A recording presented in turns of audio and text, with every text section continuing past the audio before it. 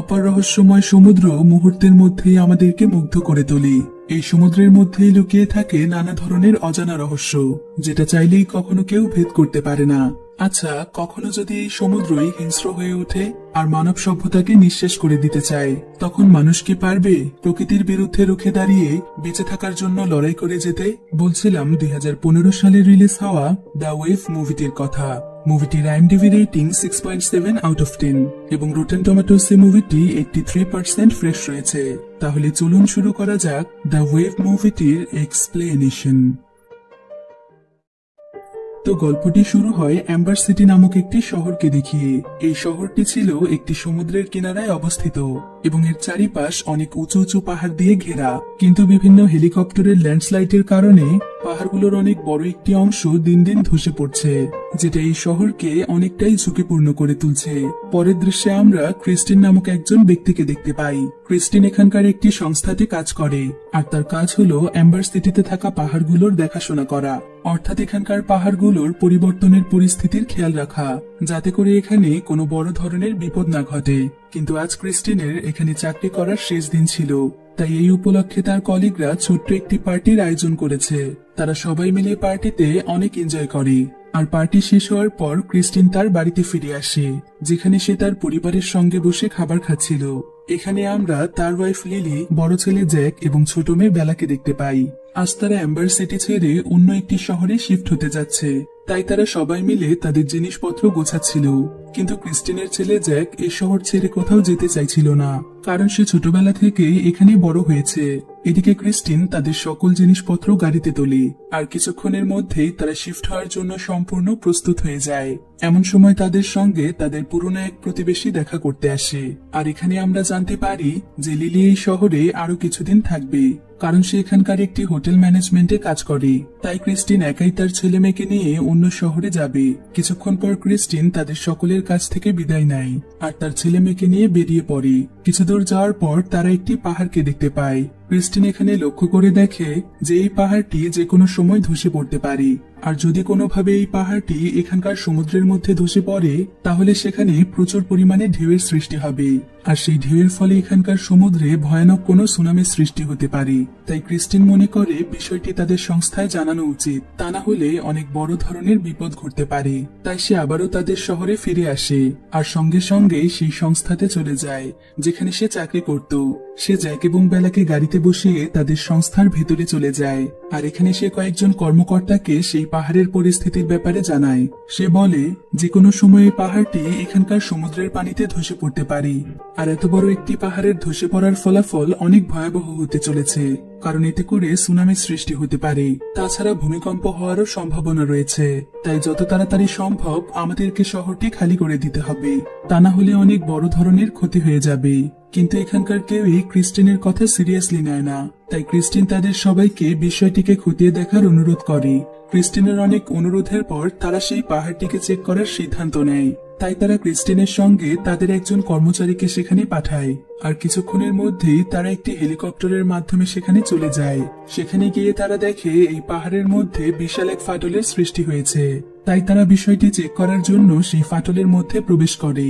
কিন্তু যখনই তারা ফাটলটির নিচে পৌঁছে যায়, তখন তারা বুঝতে পারে এই পাহাড়টি ধীরে ধীরে নিচের দিকে নেমে যাচ্ছে। এদিকে সংস্থার অন্যান্য কর্মকর্তারা ফুটেজের মাধ্যমে এই বিষয়গুলো দেখতে পাচ্ছিল। তাই তারা সবাই বুঝতে পারে যে যে কোনো সময় এই পাহাড়টি ধসে পড়তে পারে, ফলে অনেক বড় ধরনের সুনামি সৃষ্টি হওয়ার সম্ভাবনা রয়েছে। অন্যদিকে জ্যাক গাড়িতে বসে বোর হচ্ছিল, তাই সে তার মাকে ফোন করে, আর সে তার মাকে বলে তাকে এবং তার বোন বেলাকে এখান থেকে নিয়ে যেতে, কারণ তারা প্রায় অনেক সময় যাবৎ ক্রিস্টিনের জন্য অপেক্ষা করেছে। কিন্তু ক্রিস্টিন তাদেরকে কোনো কিছু না জানিয়ে সেই পাহাড়টি চেক করতে গিয়েছে। এখানে তার মা লিলি তাকে বলে, আমার তো এখন হোটেলে অনেক কাজ আছে, তাই তুমি বেলাকে নিয়ে এখানে চলে এসো। পরের দৃশ্যে আমরা ক্রিস্টিনকে দেখতে পাই, যে কিনা সেখানকার কর্মকর্তাদের সঙ্গে ঝগড়া করছিল, কারণ ক্রিস্টিন চাইছিল যত তাড়াতাড়ি সম্ভব শহরটিকে খালি করা হোক। কিন্তু তারা সবাই ক্রিস্টিনকে বলে, আমরা পাহাড়টিতে যেই পরিবর্তন দেখছি সেটা কিছুদিনের মধ্যেই ঠিক হয়ে যাবে, তোমার এত আতঙ্কিত হওয়ার কোনো প্রয়োজন নেই। কিন্তু ক্রিস্টিন তাদেরকে বারবার বোঝানোর চেষ্টা করে, তবে এতে কোনো লাভ হয় না, কারণ তারা কিছুতেই ক্রিস্টিনের কথা শুনতে চাইছিল না। ক্রিস্টিন বুঝতে পারে যে তারা তার কথা শুনবে না, তাই সে মন খারাপ করে তার গাড়িতে ফিরে আসে।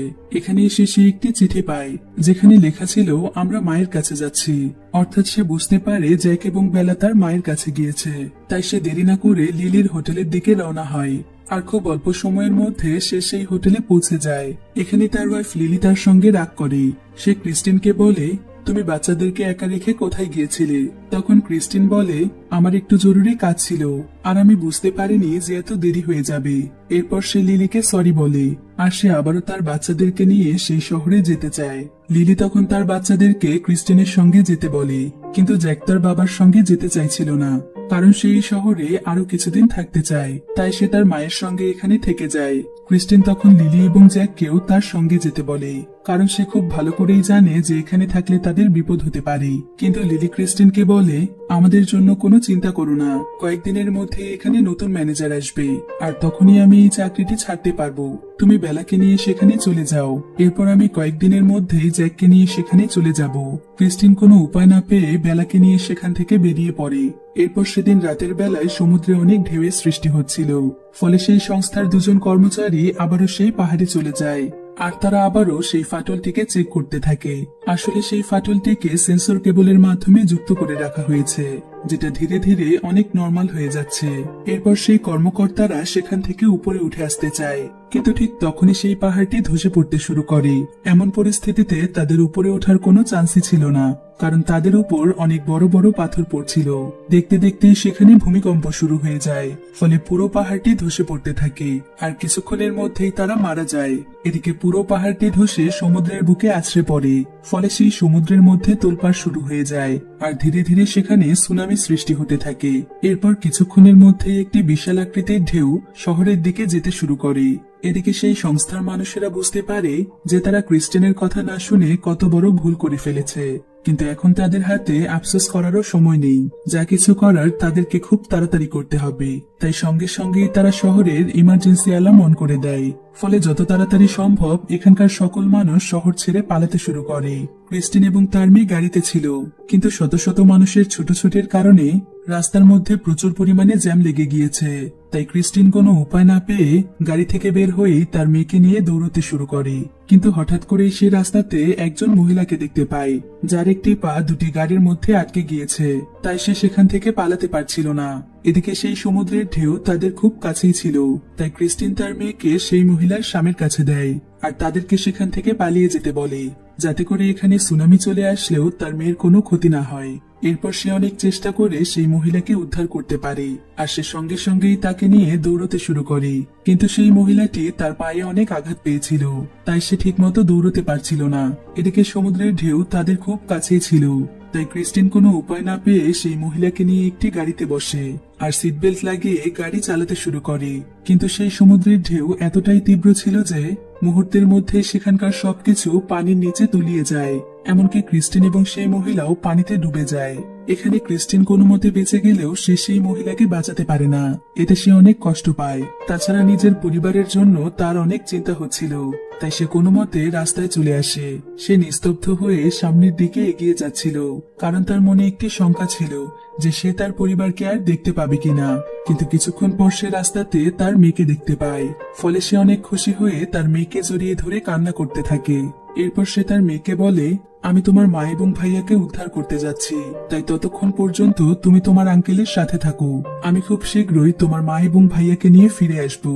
এরপর ক্রিস্টিন আবারও তার মেয়েকে সেই ব্যক্তির কাছে দেয় যার ওয়াইফ কিছুক্ষণ আগে মারা গিয়েছে। আর সে দৌড়তে দৌড়তে সেই হোটেলের দিকে চলে যায় যেখানে তার ওয়াইফ এবং ছেলে রয়েছে। অন্যদিকে আমরা লিলিকে দেখতে পাই। এখানে সে এবং হোটেলের বাকি স্টাফরা পালানোর সিদ্ধান্ত নিয়েছে, কিন্তু লিলি তার ছেলে জ্যাককে কোথাও খুঁজে পাচ্ছিল না। তখন সে জানতে পারে যে জ্যাক এখানকার বেসমেন্টে রয়েছে। তাই সে দেরি না করে তার ছেলেকে খুঁজতে চলে যায়। এদিকে একজন স্টাফ লিলিকে হোটেলের ভেতরে যেতে নিষেধ করে, কারণ খুব অল্প সময়ের মধ্যে সেই সমুদ্রের ঢেউ এখানে চলে আসবে। কিন্তু লিলি তাদের কারো কথাই শোনে না। সে তার ছেলেকে খোঁজার জন্য হোটেলের মধ্যে চলে যায়। জ্যাককে খোঁজার জন্য দুজন স্টাফ লিলিকে সাহায্য করে। আর অনেক খোঁজাখুঁজির পর বেসমেন্টের মধ্যে তারা জ্যাককে খুঁজে পায়। এরপর তারা দৌড়ে হোটেল থেকে বের হওয়ার চেষ্টা করে, কিন্তু ততক্ষণে অনেক দেরি হয়ে গিয়েছে। সমুদ্রের এক বিশাল ঢেউ মুহূর্তের মধ্যেই তাদের হোটেলকে গ্রাস করে ফেলে, ফলে তারা অনেক আতঙ্কিত হয়ে পড়ে। এরপর তারা বাঁচার জন্য বেসমেন্টের একটি রুমের দিকে যেতে থাকে, কিন্তু দেখতে দেখতেই সেখানে প্রচুর পরিমাণে পানি চলে আসে। আর এই পানির স্রোত এতটাই তীব্র ছিল যে ম্যানেজারের ওয়াইফ সেখানে ডুবে যায়। তারা কোনো উপায় না পেয়ে সেখানকার দরজাগুলো লক করে দেয়, যাতে করে এখানে অতিরিক্ত পানি না আসতে পারে। কিন্তু এই শক্তিশালী পানির স্রোত সেখানকার দেয়ালে আছড়ে পড়ে, ফলে সেই দেয়ালটির মাঝখানে ফাটলের সৃষ্টি হয়। আর এই ফাটলের মধ্য দিয়ে প্রচুর পরিমাণে পানি হোটেলের মধ্যে প্রবেশ করতে থাকে। দেখতে দেখতেই পুরো হোটেলটি পানি দিয়ে তলিয়ে যায়, আর তারা সকলেই সেখানে ডুবে যেতে থাকে। তারা অনেক চেষ্টা করেও হোটেল থেকে বের হতে পারে না। এক পর্যায়ে সেখানে পানির পরিমাণ এতটাই বেশি হয়ে যায়, তারা শুধু তাদের মাথা বের করে নিঃশ্বাস নিচ্ছিল। কিন্তু কিছুক্ষণ পর এই সুযোগটিও আর থাকবে না, কারণ ধীরে ধীরে সেখানে পানির উচ্চতা বৃদ্ধি পাচ্ছিল। কিন্তু হঠাৎ করেই সেখানে থাকা ম্যানেজার জ্যাককে ডুবিয়ে মারার চেষ্টা করে, কারণ তার কাছে মনে হচ্ছিল যে জ্যাকের জন্যই এসব কিছু হয়েছে। তারা জ্যাককে বাঁচাতে এসেই এখানে ফেসে গিয়েছে, এমনকি সে তার ওয়াইফকেও হারিয়েছে। কিন্তু লিলি ম্যানেজারকে থামানোর অনেক চেষ্টা করে, তবে ম্যানেজার তার কোনো কথাই শুনছিল না। তাই লিলি তার ছেলেকে বাঁচানোর জন্য ম্যানেজারকে ডুবিয়ে মেরে ফেলে। এতে করে জ্যাক বেঁচে যায়। আসলে একজন মায়ের কাছে তার সন্তানের চাইতে বড় আর কিছুই হতে পারে না। এদিকে সেখানে পানির উচ্চতা বেড়েই চলছিল, আর তারা কোনোভাবেই সেখান থেকে বের হতে পারছিল না। তাই তাদের কাছে মনে হচ্ছিল যে তারা হয়তো আর বাঁচতে পারবে না। অন্যদিকে আমরা ক্রিস্টিনকে দেখতে পাই, যে কিনা তার ওয়াইফ এবং ছেলেকে খুঁজতে খুঁজতে এই হোটেলে চলে এসেছে। ক্রিস্টিন আসলে উপরের ফ্লোরে ছিল, যেখানে এখনো সুনামির পানি প্রবেশ করেনি। এখানে ক্রিস্টিন মনে করে যে জ্যাক এবং লিলি হয়তো মারা গিয়েছে, তাই সে নিজের উপরেই অনেক রেগে যায়, আর একটি রড হাতে নিয়ে সেখানেই বাড়ি মারতে থাকে। এদিকে লিলি সেই রডের আওয়াজ শুনতে পায়, ফলে সেও এ পাশ থেকে সিগন্যাল দিতে থাকে, যাতে করে সেখানে কেউ থাকলে তাদেরকে সাহায্য করতে আসে। এদিকে ক্রিস্টিন লিলির আওয়াজ শুনতে পায়, আর সে দেরি না করে সেখানকার বেসমেন্টে চলে যায়। কিন্তু ততক্ষণে পুরো ফ্লোরটি পানি দিয়ে ভর্তি হয়ে গিয়েছে, আর জ্যাক এবং লিলি পানির মধ্যে ডুবে গিয়েছে। এদিকে ক্রিস্টিন সেখানকার দরজা খুলে প্রথমেই তার ওয়াইফকে খুঁজে পায়, আর সঙ্গে সঙ্গে সে সেই দরজা দিয়ে তার ওয়াইফকে বাইরে বের করে দেয়। এরপর সে তার ছেলের কাছে যায়। এখানে সে তার ছেলের মনে সাহস যোগায়। এরপর তারা দুজনেই সেই দরজাটিকে খুঁজতে শুরু করে, কিন্তু তারা পানির মধ্যে থাকার কারণে দরজাটি খুঁজে পাচ্ছিল না। ধীরে ধীরে সেখানে জ্যাকের দম বন্ধ হয়ে যাচ্ছিল। ক্রিস্টিন কোনো উপায় না পেয়ে তার মুখ দিয়ে জ্যাককে অক্সিজেন দেয়। এতে জ্যাক কিছুটা স্বস্তি বোধ করে। কিছুক্ষণের মধ্যেই ক্রিস্টিন সেই দরজাটিকে খুঁজে পায়, আর সে তার ছেলেকে বাহিরে বের করে দেয়। এরপর সে নিজেও বাহিরে বের হতে যাচ্ছিল, কিন্তু ধীরে ধীরে সেও আর নিঃশ্বাস নিতে পারছিল না, আর তার হাত পায়ের নড়াচড়া বন্ধ হয়ে যাচ্ছিল। এদিকে অনেক সময় চলে যাওয়ার পরও ক্রিস্টিন যখন বাইরে বের হচ্ছিল না, তখন লিলি তার জন্য অনেক চিন্তিত হয়ে পড়ে, আর সে ক্রিস্টিনকে খুঁজতে আবারও সেই পানির মধ্যে নেমে যায়। কিছুক্ষণের মধ্যে সে ক্রিস্টিনকে খুঁজে পায়, কিন্তু সে দেখে ক্রিস্টিন ঠিকমতো নিঃশ্বাস নিতে পারছিল না। তাই সে কোনো মতে ক্রিস্টিনকে সেখান থেকে বাইরে বের করে, আর সঙ্গে সঙ্গে সে তার মুখ দিয়ে ক্রিস্টিনকে অক্সিজেন দিতে থাকে। কিন্তু এতে করে কোনো লাভই হয় না। ক্রিস্টিনকে দেখে মনে হচ্ছিল যে সে মারা গিয়েছে। তাই লিলি এবং জ্যাক ক্রিস্টিনের জন্য সেখানে কাঁদতে শুরু করে, কিন্তু জ্যাকের কাছে মনে হচ্ছিল যে তার জন্যই তার বাবার এই অবস্থা হয়েছে। তাই সে শেষবারের মতো তার বাবাকে বাঁচানোর চেষ্টা করে। জ্যাক এখানে ক্রিস্টিনের বুকে চাপ দিতে থাকে, ফলে কিছুক্ষণের মধ্যেই ক্রিস্টিন তার জ্ঞান ফিরে পায়। আর ক্রিস্টিনকে জীবিত দেখে জ্যাক এবং লিলি অনেক খুশি হয়ে যায়। তারা খুশিতে একে অপরকে জড়িয়ে ধরে। কিছুক্ষণের মধ্যেই খবর পেয়ে রেস্কিউ টিম সেখানে চলে আসে, আর তারা তাদেরকে উদ্ধার করে। এরপর তাদেরকে সেই জায়গাতে নিয়ে যাওয়া হয় যেখানে তাদের মেয়ে বেলা রয়েছে। আসলে সেই জায়গাটি ছিল একটি আশ্রয় কেন্দ্র। এখানে বেলা তাদেরকে দেখে অনেক খুশি হয়ে যায়, আর সে তার মা বাবাকে জড়িয়ে ধরে। ক্রিস্টিনও এখানে তার ওয়াইফ এবং বাচ্চাদেরকে একসঙ্গে পেয়ে অনেক খুশি হয়। এরপর তারা একে অপরকে জড়িয়ে ধরে, আর এখানেই শেষ হয়ে যায় দ্য ওয়াইফ মুভিটি। এই মুভিটির আরো একটি পার্ট রয়েছে, যার গল্পটি প্রথম পার্টের চাইতেও অনেক বেশি ইন্টারেস্টিং। পরবর্তী ভিডিওতে এই মুভিটির সেকেন্ড পার্ট